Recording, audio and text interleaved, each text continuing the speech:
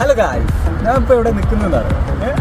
ചിലപ്പോൾ ബാക്ക്ഗ്രൗണ്ടിൽ കണ്ടുകൊണ്ടിരുന്നുണ്ടെങ്കിൽ നിങ്ങൾക്ക് മനസ്സിലാവും ഖത്തർ അൽഖുറമാറിലാണ്.